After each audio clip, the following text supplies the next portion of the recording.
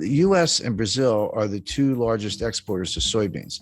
China is the world's largest importer of soybeans. Mhm. China was buying all their soybeans from the United States just as a way to kind of make it up a little bit. Like, well, we got to buy the soybeans anyway. Why not buy them from the US to keep the US-China trade deficit under control so it doesn't become too politically toxic?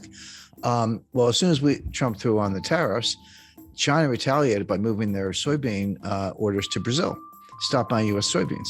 Well, that's not a phone call. I mean, you're talking about vessels, port facilities, agriculture, trucks. How do you get the soybeans to the ports? How many do you grow? Where's the fertilizer coming from? Et cetera, et cetera. And all those parties, the shippers, the cargo, the insurance companies, and so many people involved, banks, letters of credit, it's just a lot involved. They don't like short-term relationships. They say, okay, I'll do it. I want a 5-year contract. And China said, okay. So they reconfigured all those transportation lanes to get the soybeans from Brazil. All of a sudden, you're a U.S. soybean grower. You say, well, what do? Well, we started selling them to the Netherlands because the Netherlands needs soybeans too. So now instead of shipping them from like Port of LA to Ningbo and near Shanghai, we're shipping them from Port of Houston to, I don't know, France, or Marseille or someplace, or Rotterdam. So the point being, you completely scrambled all these supply chain relationships. I talked to the guy who, look, this is a worldwide endeavor, but he was probably the single most responsible individual for all the significant developments in the supply chain in the last 30 years. And he said to me, Jim, you have to understand, it took us 30 years to build it. We blew it up in 3 years. It's not going to come back overnight. It's going to take 10 years or more to rebuild it. And what I talk about in the book is supply chain 1.0, which is 1989 to 2019, and then supply chain 2.0, which kind of starts now, but is going to go indefinitely because it's going to take a long time to put this together. It's it's like dropping a vase and it breaks in 1,000 pieces. You can't put it back together. You got to go buy a new vase. And that's what's going on with the supply chain. There will be a supply chain, there always is, but the new supply chain will look very different from what we've just gone through, because the whole 30 years of period I'm describing was built on efficiency, lower cost, lower cost, lower cost. It was kind of the Walmart model. So yeah, just-in-time inventory, everyone knows about that, but there's something called cross-stocking. That's where a truck pulls up at a warehouse and you unload it. Instead of putting the stuff in the warehouse, you move it to another truck that then goes to a destination. The stuff never goes in the warehouse. Inventories are very expensive. They're costly to finance. You got to move the stuff around. It's called picking. Pick the stuff off the shelf with your. I used to drive a forklift, so I know a little bit about it. And put it on a truck. I used to unload trucks too. So hey, I've got 7 suppliers. Why don't I cut it down to 3 and do bigger contracts with each one and get lower unit costs? I've got 5 transportation lanes. Why don't I cut that down to 2, get everything to Los Angeles and Seattle, as the case may be, et cetera. And they did it for 3, and they got costs lower, and Walmart and Amazon were the champions of this, but everyone else was doing it. But they missed something. What they missed was that while they were getting those unit costs lower for consumers, there were hidden costs, and the main hidden cost was you were creating greater frailty. This whole system was subject to a massive breakdown. So what happens if you have 2 suppliers and they both go on strike? What happens if you have one port of entry and it's backlogged? What happens if you've got cross-docking in warehouses and there aren't enough trucks? There are 80,000. We need 80,000 drivers, Wish they'd hire them instead of these IRS agents. But the point being, it is breaking down all across the board. Now, can it be put back together? Yes, but the biggest difference between 2.0 and 1.0, and this goes by different names. Janet Yellen called it friendshoring, and Macron called it a constellation of nations club, if you will. So you'll still have trading partners, you'll still have outsourcing, you'll still have transportation lanes, but it'll be members only. It'll be basically democratic, kind of liberal republics, Western Europe, the EU, of course, US, Canada, Australia, New Zealand, Japan, India, I would expect to be included. Friendly nations, but China's out. We're decoupling from them.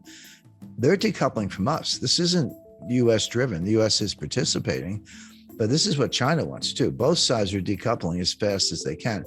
China can develop its own network, maybe Central Asian republics, some Southeast Asian suppliers and so forth, but they're going to lose customers. Well, most of their customers actually in the United States. We won't buy their stuff and we won't sell them our stuff, particularly high tech stuff. So the world's going to break, and these new clubs are going to be formed, and there will be trade and there will be transportation lanes, but it'll be much more restrictive. Now, will prices be a little higher? Yes, but it'll be more secure. So the way I describe that, if you buy insurance on your house, or I buy insurance on my house, you don't want your house to burn down. You hope it doesn't. But if it does, you don't think your insurance premiums are a waste of money. Like when you write that check, you're like, that's money well spent. When you pay higher prices for consumer goods, the delta between the old price and the new price is your insurance premium for a more reliable system. And also, there's a big national security component to this. And I talk about Russia and Ukraine and China in the book. So that's all. So the how the supply, what the supply chain breakdown means, chapter 1. Chapter 2, what caused it, and we talked about that. And 3, where is it going? What are the constraints? And we talked about that. But then my editor, who's love working with us, she said, well, Jim, got to be a chapter on inflation. I said, of course we do. The supply chain breakdown is causing a lot of the inflation we see. And I'm going to write another chapter on deflation. And everyone's like, wait a second, why are you talking about deflation? That's coming next. People are not ready for it. I know the inflation's here. I buy gasoline. I shop in the grocery store. I get it. It's persistent. It's not transitory. I understand all that. But inflation has 2 major sources. One is the supply side, which is called cost push inflation. So that's energy price shocks, the stuff we're seeing coming out of Ukraine, fertilizer shortages, strategic metal shortages, component suppliers who can't deliver stuff to factories in Germany and they're shutting down, et cetera. The other cause is from the demand side, and that's called demand pull inflation. Basically, it's psychological. Consumers pull demand forward. They're like, hey, I was thinking of buying a refrigerator. I better buy it today because the price is going to go up in 6 months. And in the 70s, we had both. It started with cost push with the Arab oil embargo, but it ended up demand pull. I was starting my career at the time. Your boss would just give you a raise. You didn't even have to ask. Inflation was going up so fast. Like, I better give this guy a raise. Like, here's another, $30,000 or whatever, because people would quit. And that sort of spun out of control until Volcker squashed it all.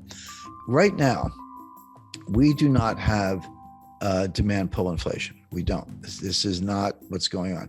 We do have cost push inflation. The difference is hugely important because cost push inflation from the supply side, which is, again, when I talk about in the book, it's real, prices go up, but it's self-negating. The old saying that, the cure for higher oil prices is higher oil prices, because when they get too high, people stop driving. They shut down various activities. By the way, if you're unemployed, you're not buying any gasoline because you're not going anywhere. I mean, that's kind of a nasty way of putting it, but that's how cost push inflation, tips into a recession, and then prices come down. And we saw that in 1974. You had Jerry Ford and Alan Greenspan walking around with they had these win buttons, WIN, was for whip inflation now, except we had a recession and prices collapsed. Now it came back by 77 with for a lot of reasons, but right now we don't have demand pull, we have cost push. It will go away when this economy goes into recession. And then we're going to be talking about disinflation and deflation, which are, kind of close cousins. And the Fed's going to be out on a limb as usual, raising rates in the face of a recession and a price collapse.